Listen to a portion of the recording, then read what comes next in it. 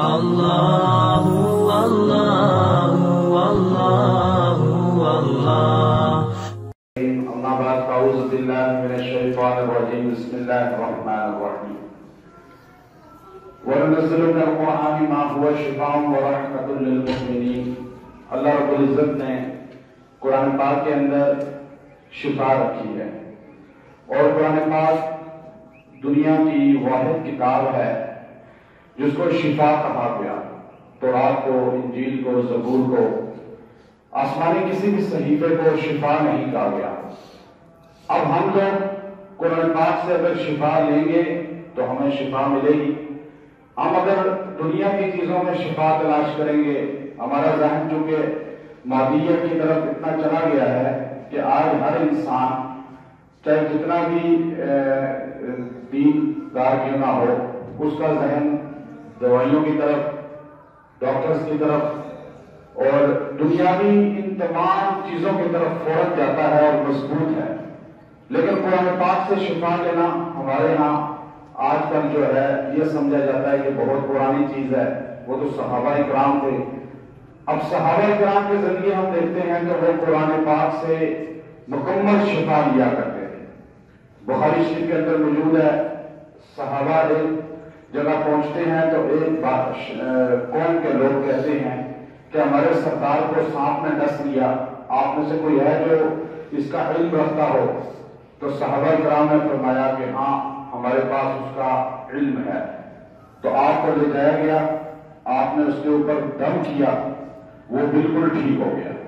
اس نے بکریاں کافی ساری آپ کو دی، یہ بکریاں تحفے کے طور پہ۔ تو صحابہ بکریاں لے کے جب مدینہ منورہ پہنچے تو رسول اللہ صلی اللہ علیہ وسلم نے پوچھا کہ بتاؤ کہ تم لوگوں نے کیا کرا اس کے اوپر؟ تو صحابہ نے عرض کیا رسول اللہ صلی اللہ علیہ وسلم ہم نے سورہ فاتحہ پڑھ کے دم کی، اللہ نے اس کو شفا دے دی۔ تو آپ صلی اللہ علیہ وسلم نے فرمایا کہ میرا بھی حصہ نکالو ان بکریوں میں سے۔ دو باتیں اس حدیث کے اندر بتلا دی گئی اور حدیث صحیح ہے، بخاری شریف کی حدیث ہے کہ ایک دم کرنا جائز ہے، دوسرا دم کا معاوضہ جائز ہے۔ دو چیزیں امام بخاری نے نقل فرمائی۔ اب دم جو صحابہ کرام نے کیا وہ قرآنی آیات کا کیا، غیر شرعی الفاظ کا نہیں کیا۔ پھر اسی طرح خالد رضی اللہ تعالیٰ عنہ دنیا اس کے نام سے دہکتی تھی، 125 جنگیں لڑی ہیں خالد بن ولید نے، لیکن کسی جنگ میں شکست نہیں کھائی۔ دنیا کے بڑے بڑے سپاہ سالار نیپولین، ہٹلر، وہ کہتے ہیں کہ خالد بن ولید جیسا انسان ہم نے نہیں دیکھا۔ اور عربوں کا مقولہ ہے جو عربی کتابوں کے اندر لکھا ہوا ہے، عجبت النساء من یرید مثل خالد بن ولید، عرب کی عورتیں بھانج ہو چکی ہیں کہ اب خالد بن ولید جیسے انسان کو جنم دیں۔ ایسا انسان نہیں آیا، 125 جنگیں لڑی ہیں، شکست نہیں کھائی۔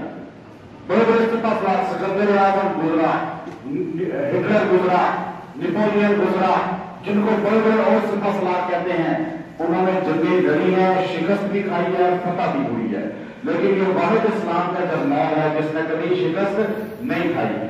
آپ کے پاس ایک پکڑا گیا جاسوس کافروں کا، اس کے پاس ایک زہر کی اتنی سی شیشی تھی، آپ نے کہا یہ کیا ہے؟ اس نے کہا ہمارے سرداروں نے ہمیں کہا تھا، بادشاہ نے، کہ اگر پکڑے جاؤ تو راز فاش نہ کرنا، یہ زہر پی کے ختم ہو جانا۔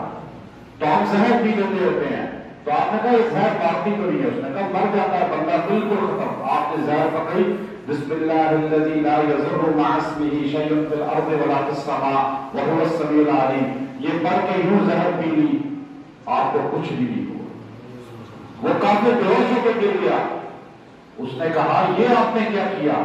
تو آپ نے فرمایا جب ہوش میں آیا تو اس نے سوال کیا، تو آپ نے فرمایا کہ تجھے تو کافروں نے بتلایا ہے کہ زہر مارتی ہے، ہمیں ہمارے نبی نے بتایا ہے کہ اللہ مارتا ہے، زہر میں کچھ نہیں ہے۔ اب دیکھیں صحابہ کا یقین کتنا مضبوط تھا، اور آج ہمیں جو ہے نا کھانوں سے ڈر لگتا ہے، ہمیں دنیا کی چیزیں، ہم ڈاکٹر منع کر دو ہو یہ تو، کیونکہ ہمارا یقین ان چیزوں پہ نہیں، اس کا صحابہ کا یقین مضبوط تھا۔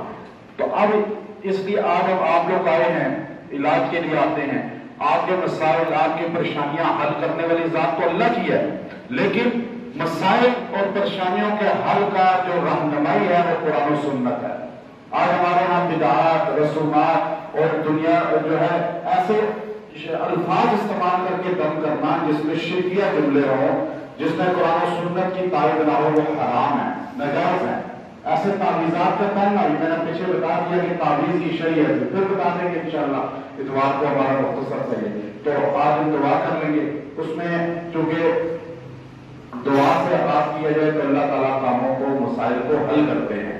تو ہمارا چونکہ ایک سلسلہ چل رہا ہے اور مولانا یونس پالن پوری صاحب دامت برکاتہ العالی، جو مولانا عمر پالن پوری رحمۃ اللہ علیہ کے جانشین بیٹے ہیں، انڈیا تبلیغی مرکز کے بھی ذمہ دار ہیں، ان سے ہمیں شناخت حاصل ہے۔ آپ میں سے اگر کوئی کہیں بیعت ہے تو وہ تو ٹھیک ہے، اس میں اگر نہیں ہے تو وہ ہمارے سلسلے میں داخل ہو جائے گا اس میں۔ تو اس کے لیے آپ یہ جملے میرے ساتھ پڑھ لیجئے، اشہد اللہ الہ الا اللہ وحدہ لا شریک لہ واشہد ان محمدا عبدہ ورسولہ۔ الحمدللہ رب العالمین والعاقبۃ للمتقین والصلاة والسلام علی سید الرسل وخاتم الانبیاء والمرسلین یا احد یا صمد لم يتخذ صاحبة ولا ولدا یا حی یا قیوم برحمتک نستغیث اللهم انك عفو کریم تحب العفو فاعف عنا یا غفور یا رحیم یا کریم۔ وصلی اللہ علی خیر خلقہ محمد وعلی آلہ واصحابہ اجمعین برحمتک یا رحیم۔ آپ لوگ اللہ اللہ اللہ